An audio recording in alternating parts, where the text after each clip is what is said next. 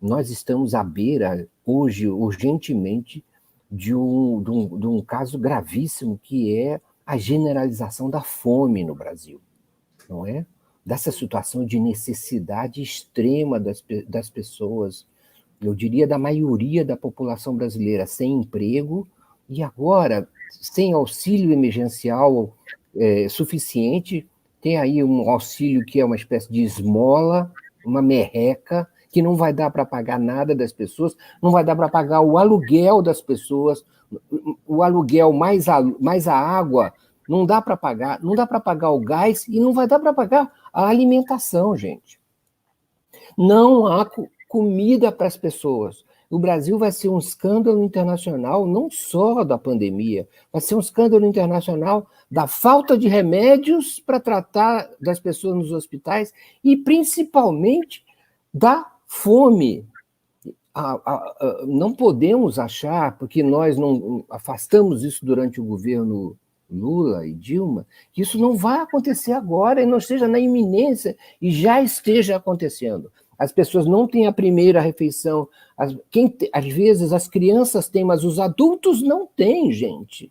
O pai deixa de comer para dar as 3 refeições para os filhos.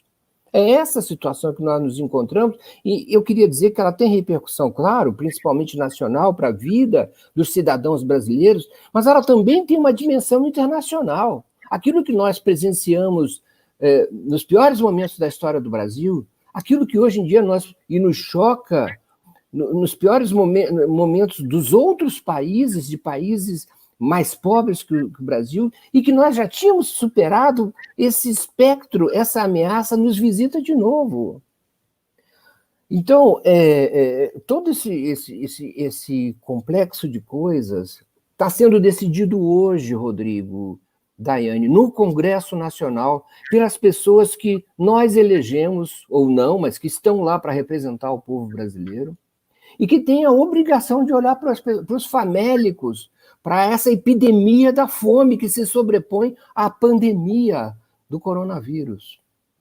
E é hoje que tem que se decidir isso, a aprovação desses recursos, e mais do que isso, Rodrigo, Daiane e amigos, é preciso aprovar o aumento desses recursos, o aumento desse auxílio emergencial para, no mínimo, R$600, olhando o exemplo dos Estados Unidos e de outros países que abriram os cofres para alimentar, não é para dar luxo nenhum, para alimentar a sua população.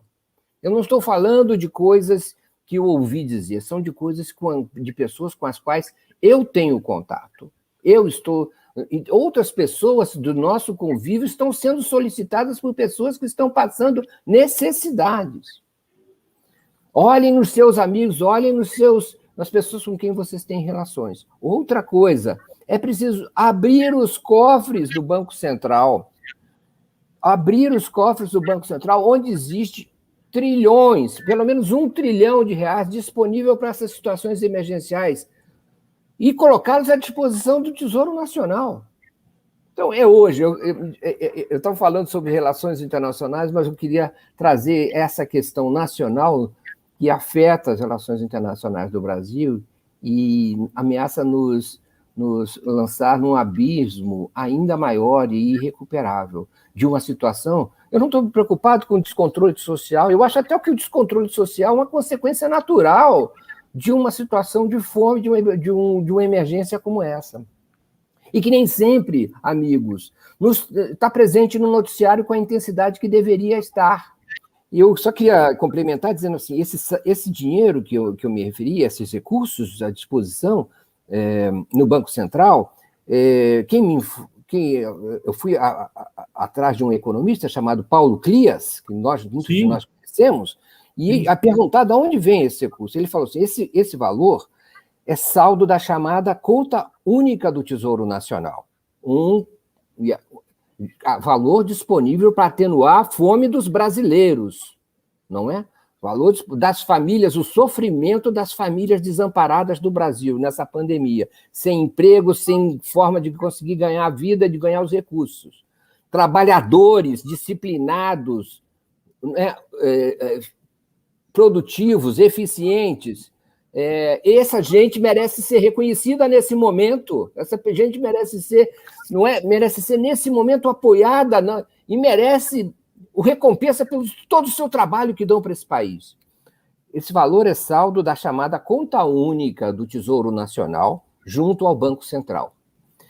É a forma operacional do governo realizar as suas despesas.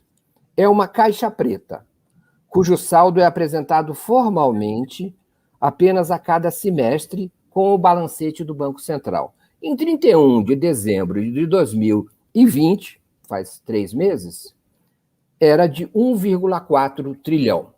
Para não acabar com toda essa conta, pega 1 trilhão lá, porque a gente deixa lá 400 bilhões para o governo manejar operacionalmente suas despesas. Está aí.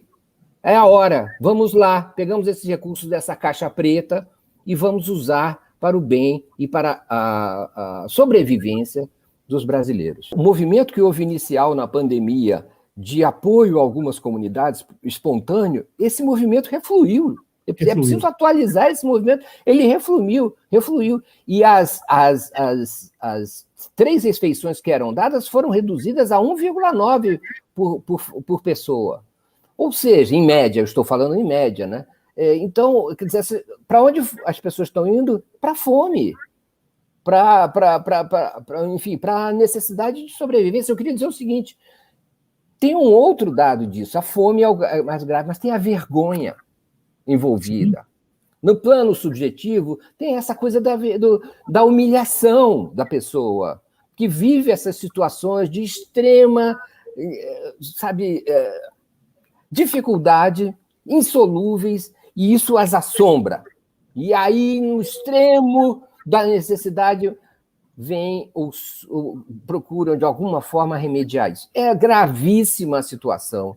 É incontrolável essa situação, e, ao mesmo tempo, por causa dessa vergonha e por causa dessa nossa negação, ela acaba sendo oculta. Há um véu sobre ela, de certa maneira, que esconde, porque as pessoas que tratam dos problemas muitas vezes não estão diretamente acessíveis à sociedade como um todo.